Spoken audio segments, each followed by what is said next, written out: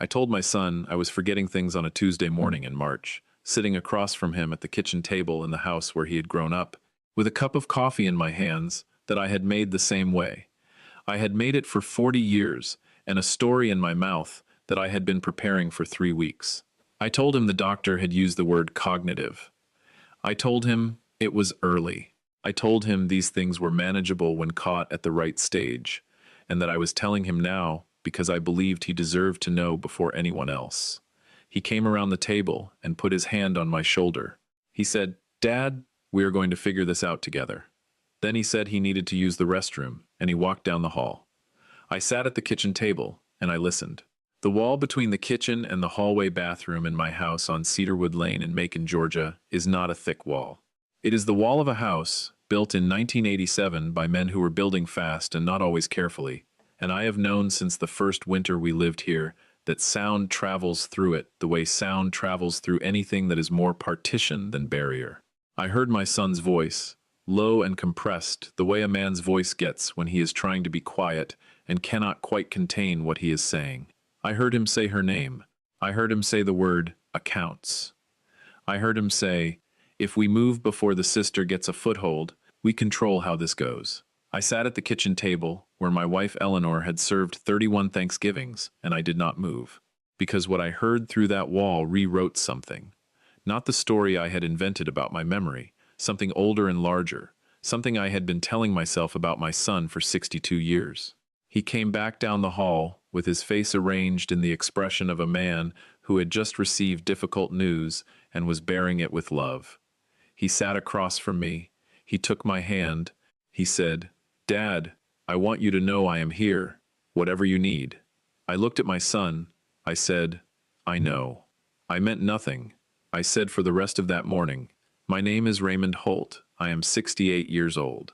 I live in a house on Cedarwood Lane in Macon, Georgia, in a neighborhood that has been doing well for a long time and is still doing well, with oak trees that were already old when Eleanor and I moved in, and a front porch that faces west, so that in the evenings, when the light comes through the oaks at the right angle, it does something to the yard that I have never been able to describe accurately to anyone who has not seen it themselves. Eleanor described it once as the yard, reminding you it's still here, which was the kind of thing Eleanor said, precise and a little larger than it first appeared. Eleanor died in the spring of 2021, pancreatic cancer, 11 weeks from diagnosis to the last morning, a Tuesday in April, when the dogwoods on Cedarwood Lane were at the specific peak they reach for about 4 days every year before the petals come down. She was 65 years old, and she had been married to me for 40 years, and she had never gotten to Ireland. I want you to understand that loss before I tell you anything else. I want you to understand the weight of a woman who spent 40 years being the most honest person in any room she entered, who had a hand-drawn map of the Irish coastline she had been adding to since 1994, towns and headlands marked in her particular small handwriting, green ink, because she said it was the right color for Ireland, and she was not wrong about things like that. I want you to understand what it means to sit in a house that still carries the shape of a person who is no longer inside it. I worked for 33 years as a civil engineer for the state of Georgia, the kind of work that most people do not think about until a bridge holds or a drainage system fails, and then they think about it intensely. I retired in 2019, 2 years before Eleanor died, with the intention of finally having time for the things that 33 years of state work and 2 children and 1 mortgage had made difficult to schedule. We had a list. We had talked about Ireland specifically because of the map, because of the 1,994 green ink and the 30 years of additions. Eleanor said she wanted to walk the Dingle Peninsula before her knees made the opinion for her. I said I would walk whatever she wanted to walk. We did not go before she got sick. That is the fact I have sat with for 3 years and have not yet made my peace with, and I am not certain I will, and I have stopped expecting that I will, which is its own kind of peace. Marcus is my son. He is 44 years old. He lives in Warner Robins, 25 minutes from my house, with his wife Dana and their 3 children. He works in commercial real estate, has for 15 years, to the buying and selling and developing of properties with the specific fluency of a man who understands that everything has a price and the primary skill is knowing the price before anyone else in the room does. He is competent. He has always been competent. He called every Sunday, which I had always taken as devotion and which I now understand is also a form of inventory. My daughter Claire is 41. She lives in Asheville, North Carolina, 2.5 hours away. She is a nurse, has been for 16 years, and she calls on Thursdays because she said Sunday was when she decompressed and she wanted to give me her best hours, not her tired ones.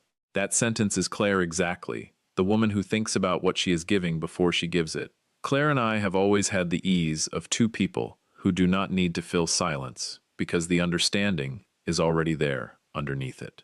Marcus and I have always had something more effortful, the love that is real and the distance that is also real, and across 44 years, the negotiation between those two things had been mostly managed and never fully resolved.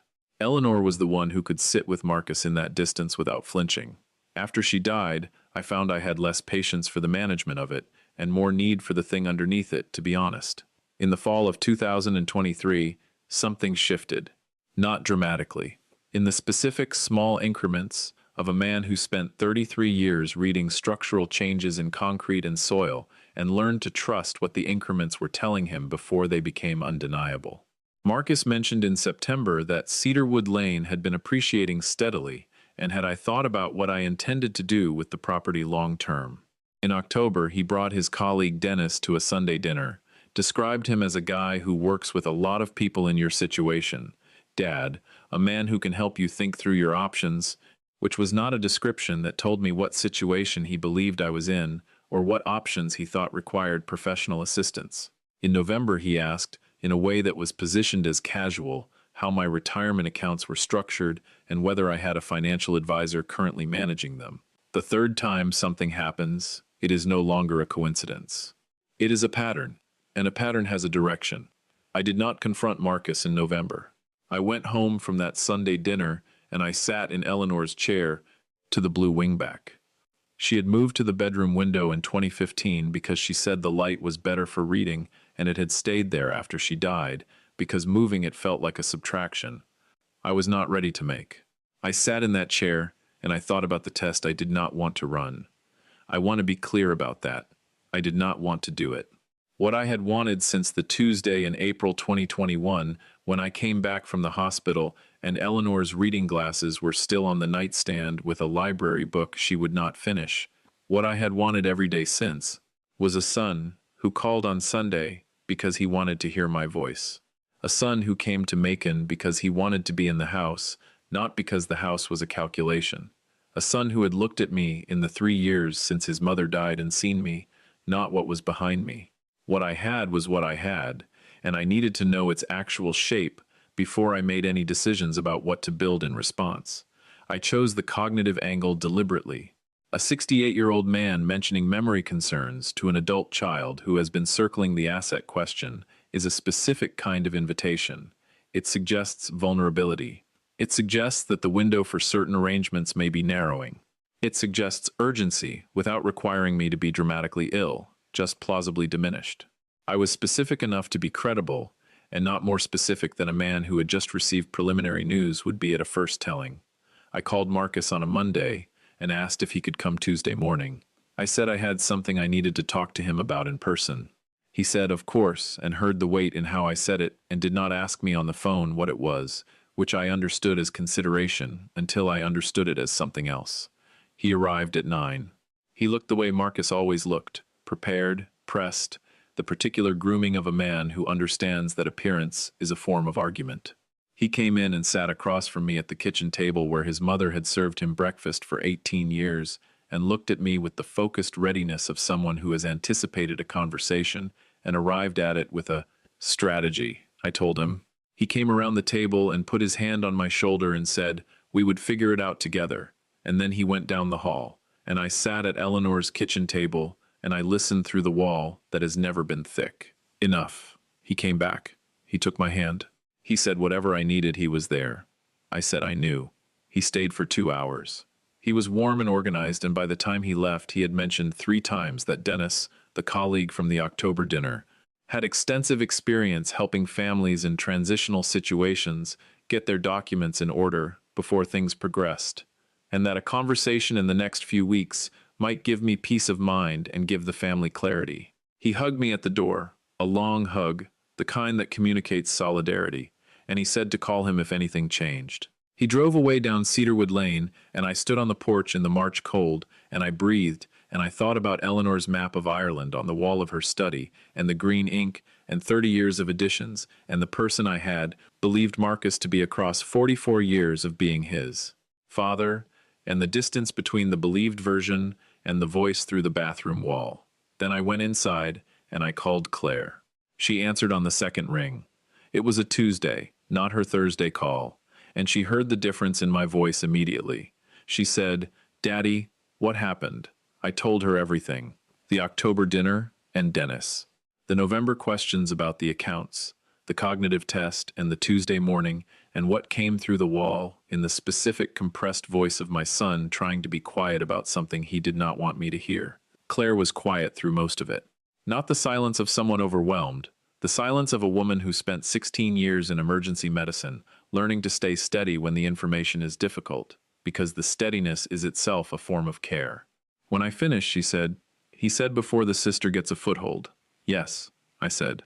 A pause. "He thinks I would try to get a foothold," she said. "That is the word he used. He is not wrong that you would be involved," I said. "He is entirely wrong about why." "I know," she said. And then, "Daddy, what do you need from me right now?" I told her I needed her to not call Marcus. Not yet. I needed her to keep her Thursday calls exactly as they had been, warm and normal, nothing that would signal that anything had changed on her end. I needed the name of a good estate attorney in Macon, if she knew of one, and if she did not, I needed her to find out. She did not know one specifically in Macon, but she had something better. She had a colleague in Asheville whose father had been through something with a similar shape 18 months earlier, and who had given her the name of the attorney who had handled it. His name was Margaret Solis. Her office was on Cherry Street in Macon. "Daddy," Claire said before we hung up, "I am coming this weekend." "You don't have to do that," I said. "I know I don't," she said. I called Margaret Solis Thursday morning at 8:45. Her assistant put me through directly, and she said she could see me Friday at 10. I was there at 9:40. Margaret Solis was in her early 60s, the kind of woman who has been doing difficult work for a long time, and has arrived at a specific, unhurried authority that comes from knowing she is good at what she does and not needing to demonstrate it in advance. She listened to me for 20 minutes without interrupting. When I finished, she said, "Mr. Holt, I have 3 questions. First, is there a current will?" There was. Eleanor and I had written it together in 2018 with an attorney who had since retired, equal distribution between Marcus and Claire. The house listed as part of the general estate. The retirement accounts in my name only, structured that way since my retirement because the state pension rollover had required a specific account designation that had stayed individual. "Good," she said. "Second question, has anyone asked you to sign anything since October?" I thought about it. At the November dinner where Dennis had been mentioned, Marcus had handed me a folder at the end of the evening. He had described it as information Dennis had put together about estate planning options for men in my stage of life, a general overview that might be useful. I had taken it and set it on the counter when I got home, and had not opened it. "Do you still have it?" Margaret said. "I believe so," I said. "Please look when you get home," she said, "and do not discard it." It was on the counter under a stack of mail. A clean folder with a financial planning firm's logo on the front, Dennis's firm, Warner Robins address. Inside, a 4-page document that described itself as a personalized estate readiness overview and appeared at first reading to be exactly the general information Marcus had described. On the 4th page, separated from the main document by a thin horizontal line, in type smaller than the rest, a section headed Client Engagement Authorization. Language that authorized the named firm to request and review documentation of the client's investment and retirement accounts from financial institutions for the purpose of providing comprehensive planning services. A signature line. I called Margaret from my kitchen. She said, "Scan all 4 pages and send them to me tonight." I did. She called the next morning. "Mr. Holt," she said, "the authorization language on that 4th page, if you had signed it, would have given that firm legal standing to contact your retirement account custodians directly and request account documentation. It is not a power of attorney, but it is a first step toward a complete picture of your assets obtained without your full understanding of what you were granting. It was presented to you as a general informational document at a family dinner. She paused. Your son brought a colleague to a dinner in October, she said. That colleague then prepared a document with embedded legal authorization and sent it home with you in November. I want you to sit with that timeline. I sat with it. The colleague who had appeared at dinner as a resource but who had apparently already begun preparing specific documentation, the 3 months of questions about the house and the accounts, the Tuesday morning and the voice through the wall, the conversation that had happened 30 seconds after my son stopped saying we would figure this out together. This had not assembled itself overnight. This had a shape that had been building since at least September, possibly longer, with a patience that required planning. Margaret, I said, what do we do first? She told me. The house was the immediate priority because the house was where the language through the wall had been most specific. She could file a revocable living trust with an independent trustee and Claire as co-trustee within 10 days. The terms would require independent appraisal before any sale, prohibit family members or their professional associates from acting as buyer or buyer's agent, and require co-trustee written consent for any transaction. The retirement accounts were protected by their individual designation, but she wanted to add a contingent beneficiary clarification to make the estate record airtight. The will she would revise not in the core distribution, which remained equal, but in the governance language, specifically to prevent any single beneficiary from taking unilateral action on estate assets before official distribution. The document from Dennis's firm, she said, I am adding it to your estate file as a permanent record with an explanatory memo, not for litigation purposes at this stage. For context, so that the record of this estate's management is honest about what occurred. I thanked her. I made dinner. I set the table the way Eleanor had always insisted it be set, properly, not casually, because she said a man who stopped setting his own table had decided he was not worth the effort, and she did not intend for me to decide that. The house trust was filed on a Wednesday, 11 days after my first meeting with Margaret. Cedarwood Lane went into a trust with the terms Margaret had drafted. Marcus called that Friday to ask how I was feeling. I said I was managing. I said the doctor had given me some additional information, and I was taking it a step at a time. He said, of course, and asked if I needed anything brought over, and I said no, and thanked him. I sat in Eleanor's blue wingback and looked at the March light through the oak trees and breathed. Claire came that weekend, as she had said she would. She sat at the kitchen table, and I showed her the complete picture for the first time. The actual documents, the actual accounts, the trust filing, the Dennis authorization and the estate record. She sat with it for a long time. She is a nurse, and she has a nurse's particular way of receiving hard information, which is without flinching and with the specific focus of someone who knows that the information is not the emergency, it is the starting point. How long did you know before you ran the test? She said. Since the October dinner, I said. I should have called you in October, she said. I thought it might be nothing, I said. It was not nothing, she said. We ate dinner at Eleanor's table. We talked about Claire's work in Asheville and about her son, my grandson, who was 11 now and had Eleanor's way of watching a room before deciding to enter it, which was not a quality most people recognized in an 11-year-old, but which I recognized immediately because I had watched Eleanor do it for 40 years. We talked about Ireland, which I had not been able to talk about since Eleanor died, the map in the study feeling too specifically hers to open without her. Claire said, Mom updated that map 3 weeks before she was diagnosed. Did you know that? I didn't know that, I said. She added a whole section on Clare County. She showed it to me on video chat. She said she had been reading about the Burren, and she needed to add it before she forgot. I sat at the table where Eleanor had made every important decision of our shared life, and I thought about a woman adding to a map 3. Weeks before the world changed, still planning, still expecting the thing she had been planning toward. We should go, Claire said. This fall, I said. I'll look at flights, she said. Already. The will revision was completed on a Friday, 4 weeks after the house filing. Margaret called at 3 in the afternoon and said everything was signed and filed, and she had looked in every direction she could identify, and I was protected in all of them. The Sunday dinner was in April. Macon in April is the best argument the city has for itself.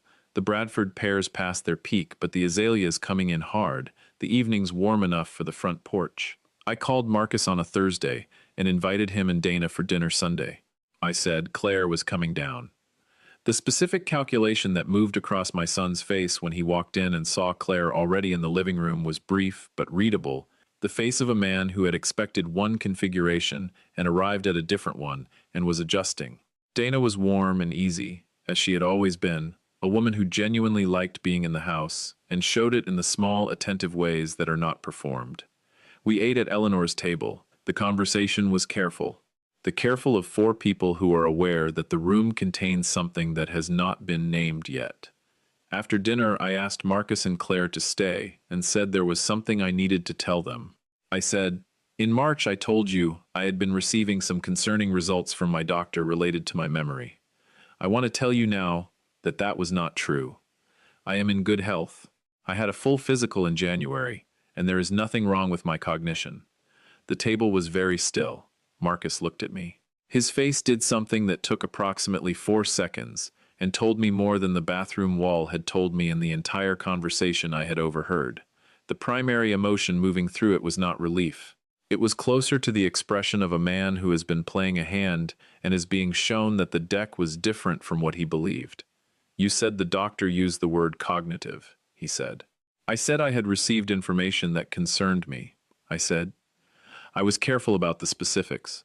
The thing that concerned me was not my memory. It was what I had been observing since September. He was quiet. The Sunday dinners where you mentioned the house appreciation. The October dinner where you brought Dennis and described him as a resource for men in my situation. The November questions about my retirement accounts. The folder Dennis prepared with the authorization language on the 4th page. Todd looked at the table. "Marcus," I said, "I needed to know who you were when you believed something had changed. Not who you are at Sunday dinners, when everything is ordinary. Who you are when you think there is a window and a decision to be made." The silence in the room was the silence of a man understanding that a wall he believed was solid had not been solid. "I heard what you said in the hallway," I said. "You said, before the sister gets a foothold, we control how this goes. You said the accounts were the priority, and to get Dennis in front of the documents first." Marcus said nothing. "The house," I said, "is in a trust with an independent trustee and your sister as co-trustee. It was filed 5 weeks ago. The trust terms make what you were planning structurally impossible, not as a punishment, as a protection. The will has been revised to reflect the values it has always had. Equal distribution, but with governance language that prevents unilateral action on the estate by any single beneficiary." I paused. The document Dennis prepared with the authorization language has been placed in the permanent estate file with a written explanation of how it was presented to me. Whether Dennis understood what he was sending home with me in a folder described as general information, I don't know. Whether you understood what was in that folder, I think you do. Dana looked at her husband. It was a look that suggested this was not entirely new information for her and that she had opinions about it she had been holding. Marcus had his hands flat on the table. "Dad," he said, "I am not asking you to explain the hallway," I said. "I heard it clearly and I do not need it explained. What I am asking is whether there is a version of this that is honest. Not going forward from tonight in the direction you have been moving. Honest, what you actually needed, said directly." He was quiet for a long time. Claire sat across from him and did not say anything, which was what I had asked her to do, to be present without pushing, to let the room go where it went. Finally, Marcus said, "I have a development deal that went bad." The table was still. "Commercial property in Warner Robins," he said. "We closed in 2022, and the anchor tenant pulled out 6 months later, and we have been carrying the debt since then. 2 years of carrying it." A pause. "Dana doesn't know all of it. The actual number." Dana looked at her husband with the particular look of a woman who suspected the actual number and had been waiting for it to have a name. "It is significant," he said. "Significant enough that I have been looking at options that I should not have been looking at." He did not look up from the table when he said the next part. I told myself it was just getting ahead of things. getting organized, that it wasn't really, he stopped. It was what it was, I said. Yes, he said. It was. A silence. I should have called you, he said. The way Claire would have called you. I should have just said I was in trouble and needed help figuring it out. Instead, I started calculating. Why didn't you call? I said. He sat with that for a moment. Because I have spent 40 years being the one who handles things, he said. The businessman. The one who knows how real estate works. Calling you to say I couldn't handle a deal would have been, he paused. It would have been the thing I have been trying not to be my whole life. Which is what? I said. The son who needed his father to fix something for him, he said, after all this time. I sat with that. Eleanor had known this about Marcus. She had said it once, not about the money, in those specific terms, but about the shape underneath it. She had said Marcus was a man who had decided very young that needing anything was a form of losing, and that the decision had served him in some ways and cost him in others, and that the cost was getting larger as he got older, and she hoped he would find a way to put it down before it became the whole of him. She had said it the way she said things about her children that she understood more completely than I did, with the gentleness of someone who sees clearly and loves anyway, and does not want the seeing to become a verdict. Marcus, I said, you could have called me in September and said you were in trouble. I would have listened. He looked at the tablecloth. I know, he said. What you did instead, I said, was bring a colleague to a family dinner and prepare a document with legal language that you handed me as a newsletter and listen through a bathroom wall to a test I ran because I needed to know the truth. I paused. I am not going to pretend that is something I can set entirely aside tonight. I can't. But I want to separate it from who you are. You are not those things. Those things are what a man does when he is afraid of needing something and more afraid of asking for it. He looked up. His eyes were his mother's eyes, the particular gray that in certain light looked almost blue. I know I am afraid of asking for things, he said. You get that from me, I said. Claire made a sound across the table, small and involuntary, the closest thing to a laugh that the room could hold at that moment, and it broke something loose that had been very tight. Marcus looked at his sister. Something passed between them that I watched and recognized as the specific passage of people who have not been in the same honest room together in a very long time and are deciding to stay in it. Tell me the actual number, Claire said, looking at her brother. The development debt, he told her. She was quiet for a moment. That's manageable, she said. Not a gift. A structured loan with Daddy knowing about it from the start, and Margaret Solis documenting it so it comes off your share at distribution. Clean, official, no more of this. She looked at me. If that's something you're open to. I looked at my daughter, the nurse who called on Thursdays to give me her best hours and who had driven from Asheville and sat in this room and was now, without being asked, offering her brother a way to stand up. It is one option, I said to Marcus. Marcus looked at his sister. He looked at me. He looked at the table for a moment and pressed his hands flat against it and breathed the way a man breathes when he has been holding something heavy for a long time and has finally set it down. I should have just asked, he said.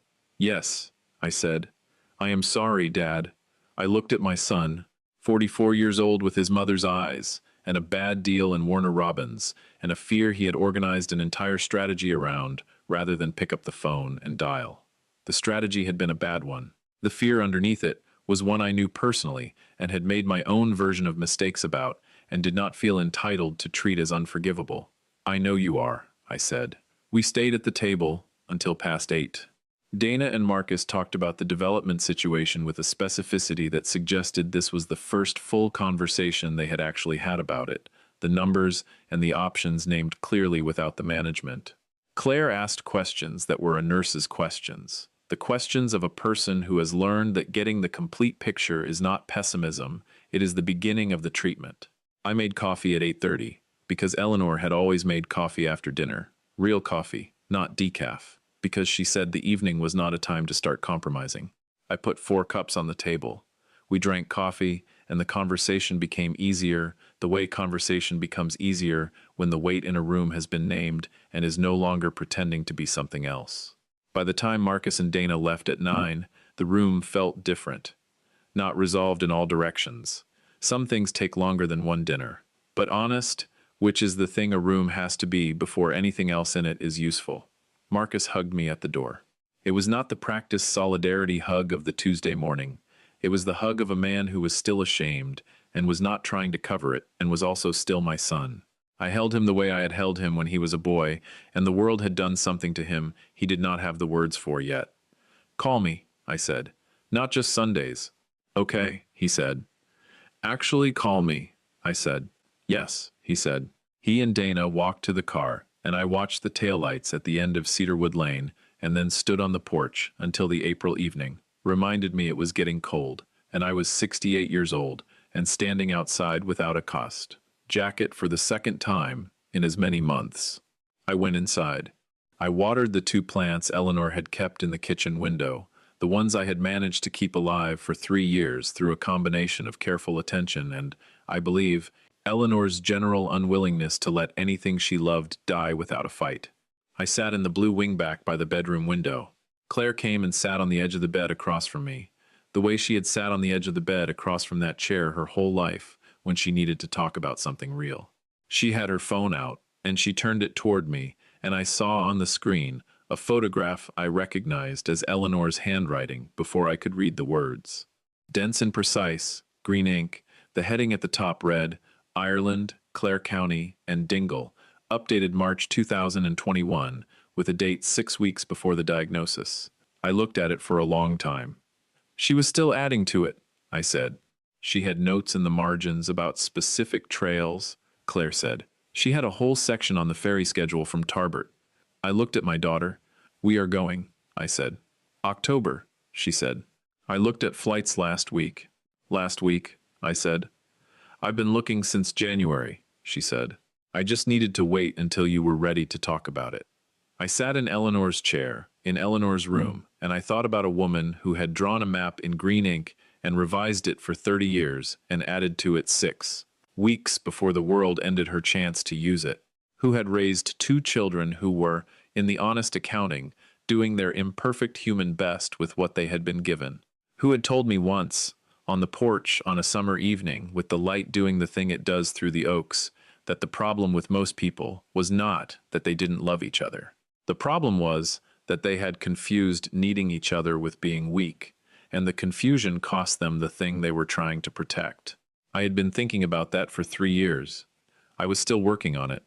The house was protected, the documents were honest, the estate record was accurate, and on Claire's phone, in Eleanor's green ink, in 3 decades of careful additions, the trip had already been planned. We just had to go. If this story reached something in you, leave a comment and tell me which moment landed the hardest. If you have been carrying something alone because you were afraid asking for help meant losing, I want to tell you what Eleanor would have said. She would have said that needing someone is not the opposite of being strong. It is how you find out who is actually there. That is all. It is enough. It is always enough.